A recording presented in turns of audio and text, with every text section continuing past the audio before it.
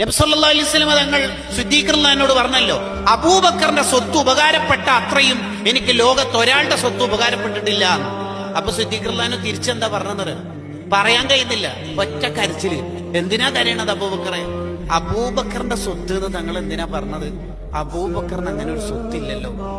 അബൂബക്കറിന്റെ സ്വത്തും അബൂബക്കറിനെ തന്നെയും തങ്ങൾക്ക് തന്നല്ലേ. കടങ്ങള് അബൂബക്കറിനെ തന്നെ തങ്ങൾക്ക് തന്നില്ലേ.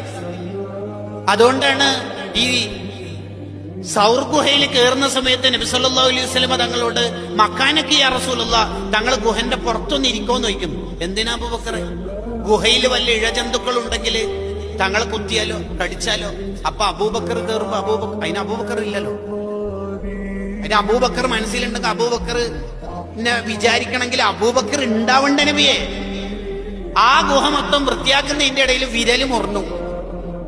അപ്പൊ സ്വന്തം വിരലിനോട് പറയണ്ട് ഇന്നന്തി ഇല്ല ഇസ്ബി. ആകെ ഒരു വിരല് മുറിഞ്ഞതിനെ കാര്യമായിട്ട് സങ്കടപ്പെടുന്നു. വൃത്തിയാക്കുന്നു, മൊത്തം വൃത്തിയാക്കിയിട്ട് തങ്ങളോട് പറയുന്നുണ്ട് തആലി യാ റസൂലുള്ളാഹ്, തങ്ങൾ വരീൻ. കാല് നീട്ടി ആ കാലിൽ തങ്ങൾക്ക് തലയണയാക്കിയിട്ട് ഉറങ്ങാൻ സംവിധാനിച്ചു കൊടുത്തു. കാല് യഥാർത്ഥത്തിൽ ഒരു മാളത്തെ ഒരു ദ്വാരത്തെ അടച്ചു പിടിച്ച കാലായിരുന്നു. നമുക്കറിയുന്ന പോലെ അവിടെ നിന്ന് പാമ്പ് കടി കിട്ടി. കാലാണ് വലിയേണ്ടത്, വിഷമുള്ള പാമ്പാണ്. കാലാണ് വലിയേണ്ടത്. ഇവിടെ ഒരുമിച്ച് കൂടിയ മുഴുവൻ ആൾക്കാരും ആ കാല് വലിച്ചാൽ കാല് അനങ്ങൂല.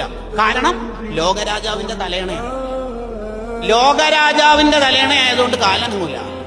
മനസ്സിൽ ലോകരാജാവും മാത്രം. എന്റെ കാലെന്ന് പറയുന്ന സാധനമൊക്കെ പണ്ടേ ഡിലീറ്റ് ആക്കിയിട്ടുണ്ട്. കണ്ണിൽ നിന്ന് വെള്ളം ഉറ്റിയത് സിദ്ദീഖങ്ങൾ ഉറ്റിച്ചതല്ല, റിഫ്ലക്ഷൻ.